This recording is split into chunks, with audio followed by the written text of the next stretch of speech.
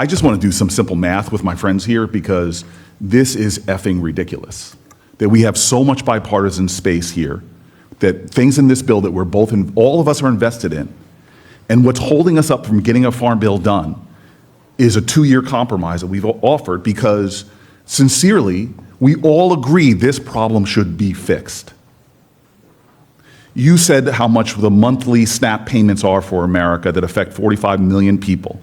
And again, you are a man of infinite kindness and pragmatism. That amounts to $101 billion on SNAP that we're spending. Now, I know you know this, John, because I'm living in a world where it's so different than when I was an executive because we spend $4.9 billion a day on interest on our debt because of profligate spending. Both sides of the aisle have been the most fiscally irresponsible people to run our country like we're running it now. And we're arguing over an entire program that affects $100 billion and 45 million Americans resolve on it. To my fierce pragmatists at this table, let's think about this for a second. We're looking to get savings out of error rates, not fraud, in a program that's totally $101 billion. At the same time that we have areas of absolute fraud in this country that we don't even touch that affect rich people. The GAO under Donald Trump said that we don't collect from approximately 125,000 to 25,000 Americans. We're not sure, but Donald Trump's GAO said from the richest families, around 125,000 people, we don't collect $695 billion.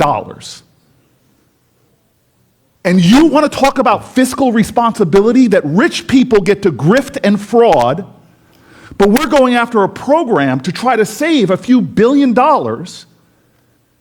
and nobody wants to talk about fraud and abuse. The military.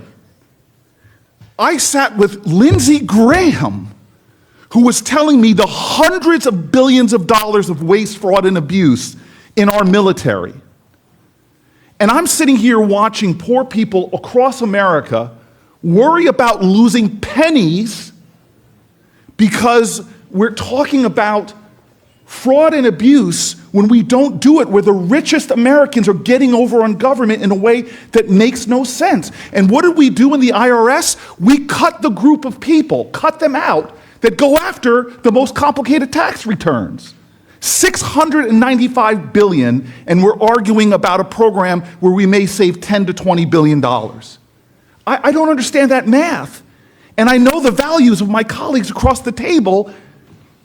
Senator Marshall, I would love it if you and I would support a hearing where we bring poor people who lost their SNAP payments because of work requirements, which is something we all agree on.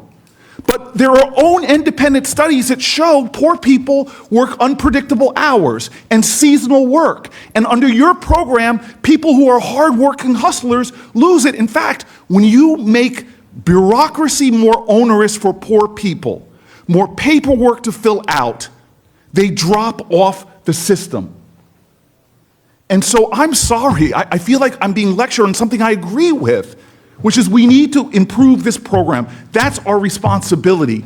But how could we be concerned about the splinter in the hand of our fiscal well-being here, and we ignore the board of the waste, fraud, and abuse that lets rich people in our country avoid their taxes, corporations avoid their taxes, military contractors built this system, and we don't go after those hundreds of billions of dollars, and we're nickel-and-diming poor people, as we all are seeing in our states. Ask any of your food banks, demand for food go up. So yes, I want to fix the problem, but even more so, Leader Thune, I want to get the bipartisan stuff done, and we're not going to get a farm bill. That's the game here today. All of us knew before we walked in this room, this is going to fall to a partisan vote over SNAP payments. And so it's hard for me to sit here and participate in the Kabuki theater of fiscal responsibility when the last 10 years in America, the profligate spending and deficit spending has been gross and offensive.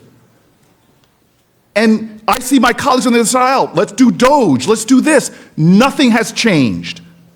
We are spiraling into a deficit and a debt, and where our big idea to solve that problem is to go after the most struggling Americans. That is hypocrisy when there's huge ways to save money out there that nothing is being done about. But of course, that's the rich people. If poor people could afford lobbyists in this country, we wouldn't be doing this.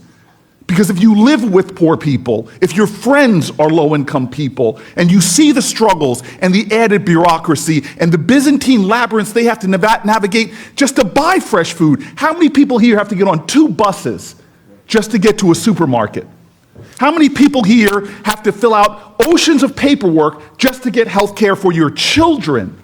And now we're adding more paperwork onto their lives? Let's have a hearing with poor people. Let's do something shocking in the Senate. And bring low-income people in here, let them tell their stories. This is a Kabuki theater. Why do we waste our time with this and continue to see people suffer while rich people, God bless them, get over on this government time and time again, and no one wants to audit them. No one wants to put requirements on them. God bless America. Listen to this. He starts with simple math. SNAP is $101 billion. It affects 45 million people. That's the program they're arguing over. Then he puts it next to the other number. The GAO, under Donald Trump, said we don't collect around $695 billion from the richest families, roughly 125,000 people. We're not even sure of the exact count. He's sitting there saying both sides have been fiscally irresponsible. We spend $4.9 billion a day just on interest. And the big idea to show we're serious is squeezing a program that might save 10 or 20 billion. While nobody wants to touch the hundreds of billions in uncollected taxes, military waste, or complicated returns, the IRS was told to stop chasing. He sat with Lindsey Graham talking about hundreds of billions of waste, fraud, and abuse in the military. Then he looks at work requirements and extra paperwork for SNAP, and says the people who lose out are the ones with unpredictable hours and seasonal jobs. The hustlers. Independent studies already show that when you make the bureaucracy worse for poor people, they just drop off. Food banks are seeing demand go up. People taking 2 buses just to get to a supermarket, oceans of paperwork for their kids' health care, and now more paperwork on top of that. His point is pretty raw. If poor people could afford lobbyists, this wouldn't be happening. He wants a hearing with the actual people who lost their SNAP. Not another lecture. He says everyone in the room already knew this was going to fall to a partisan vote. He calls the whole thing Kabuki theater. The Farm Bill has bipartisan pieces both sides want. What's holding it up, he says, is this 2-year SNAP fight. And he doesn't understand how the splinter gets all the attention while the board, the real waste, the rich who get over on the government, the contractors, gets ignored. That's the speech. Not polite, not balanced in the usual Washington way. Just the numbers side by side and a pretty clear charge of whose lives they're willing to nickel and dime.